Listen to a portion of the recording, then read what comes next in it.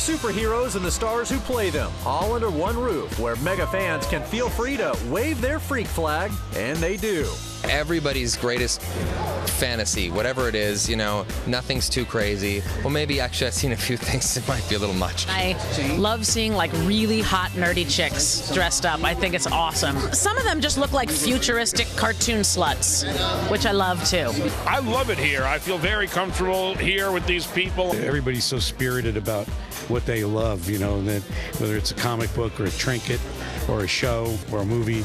Comic-Con's biggest buzz, the A-list cast of supersized superhero flick The Avengers.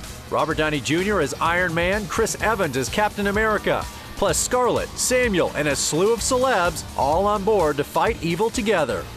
Ryan Reynolds, who's still shooting Green Lantern, stopped by to give a taste of his all-important costume. His suit is a manifestation of his will and his imagination.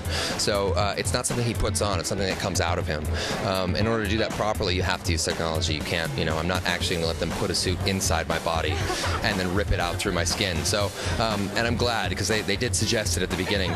Green Lantern co-star and Gossip Girl Blake Lively is still getting used to the action movie madness. One of the weirdest things was doing a photo shoot, and I said, wait, what is this one for exactly? And he said, oh, it's for your action figures. I thought, well, that's so. I was wondering why I was posing like that. Not a problem for veteran Sylvester Stallone, who pulled together a who's who of his action star pals, like Schwarzenegger and Willis for The Expendables. You're welcome.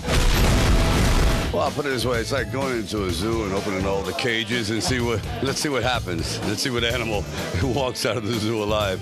It was wild.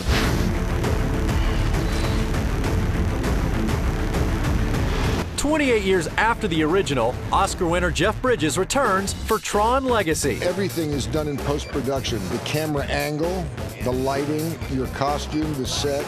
It's kind of like going back to when you were a kid and you really had to imagine everything that you were pretending. And Seth Rogen takes on the Green Hornet this fall with Oscar winner Christoph Waltz as the bad guy. I want the head of the Green Hornet, and I want it tonight. Let's roll, Kato.